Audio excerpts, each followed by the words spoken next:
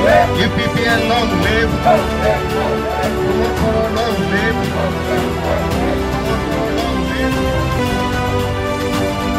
नैजिगु नं सुक्लाय सेरफां बियाबनि UPPL दलनि जयनिं हाबाफारि बिटिआर बिसायख'थिखौ नोजोर बोनानै मोनफ्रोमबो दोलोआ गावबा गावनि दोलोखौ गोख्रों खालामनायनि थांखिजों जयनिं हाबाफारि लानायखौ सानफ्रोमबो नुबोगासिनो दं। थिग बे लेखायैनो नैजिगु नं सुक्लाय सेरफां बियाबाव UPPL दोलोआबो दिनै सोनाब नावकाटा बर'गामि आरो नाथसुबुरियावबो जयनिं हाबाफारि लानायखौ नुनो मोन्दों।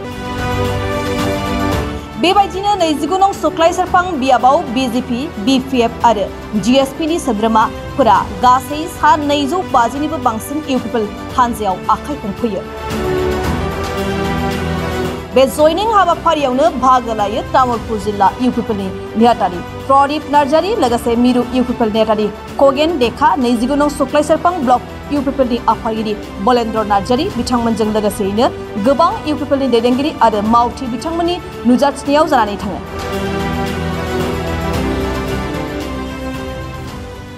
जयनिं प्रग्राम दंमोन। फार्स्टआव पश्चिम नावकाटा बर' सुबुरिफोराव दंमोन। बेवहाय 200 निबो बांसिन BPF आरो BJP नि कर्मी आरो नेताफोरा जयनिं जादों। आरो दायो नैबे नाथसुबुरियाव 50 जननिबो अधिक बेवहाय BPF आरो GSP आरो BJP नि कर्म जायफोर दैदेनगिरि जायफोर कर्मी बिथांमोना जयनिं जादों।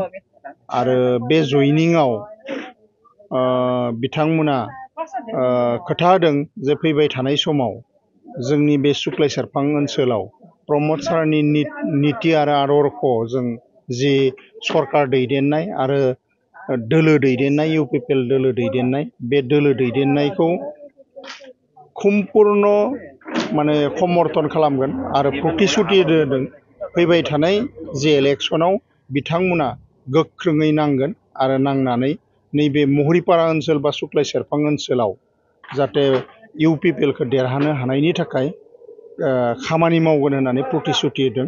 आरो बेबायदि लेखायै सानफ्रोमबो जिथु जुगदान कार्यसुचि जादों आरो जोंनि आदर्श आरो जोंनि जे UPPL दोलोनि नीति आरो आदर्शखौ मोजां मोननानै जिथु जुगदान जाबाय थादों आरो बयबो जाति जनगोष्ठीनि दैदेनगिरि बा बुद्धिजीबिफोर बा दल संगठनफोर बा रायजो राजाफ्रा बुंदों जे फैबाय थानाय समाव UPPL आ देरहागोना नैबे सुक्लाय सेरफाङाव रोखा होननानै बुंगासिनो दं। UPPL नि अनगायै BPF आरो BJP आबो सानफ्रोमबो जुगदान बा जयनिं हाबाफारिखौ लादों। बेयाव UPPL आ माबाफोर गोहोम गोलैगोन नामा? जोंनि लाइनखौ जोङो थिग खालामगासिनो दङ। बिथांमोना बिथांमोननि लाइनखौ थिग खालामदों। बिथांमोननि आदर्श आरो नीतिखौ लानानै बिथांमोना खामानि मावदों आरो जोंबो जोंनि UPPL नि आदर्श आरो नीतिखौ लानानै खामानि मावदों। आरो ओंखायनो बयबो रायजो राजाया जिथु हेल्प होदों फैबाय थानाय समाव जोंनि नैबे सुक्लाय सेरफाङाव UPPL आ देरहागोना रोखा। मानो होननानै बुङोब्ला थांनाय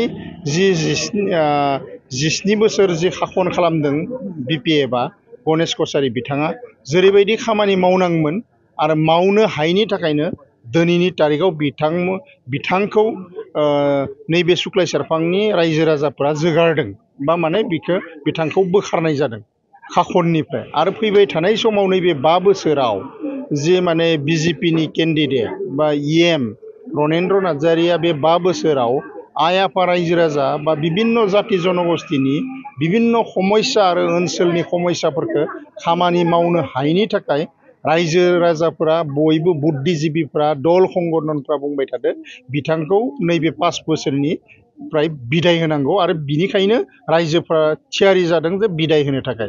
ओंखायनो फैबाय थानाय समाव जोंनि UPPL दोलोआ नैबे सुक्लाय सेरफाङाव गोख्रोङै खामानि मावदों आरो फैबाय थानाय जि इलेक्शन 25 नि इलेक्शनाव BTR नि इलेक्शनाव सुक्लाय सेरफाङाव UPPL नि बिजाथिया देरहागोना रोखा होननानै रायजो राजा आरो बुद्धिजीबिफोर दल संगठनफोरा बुंगासिनो दङ।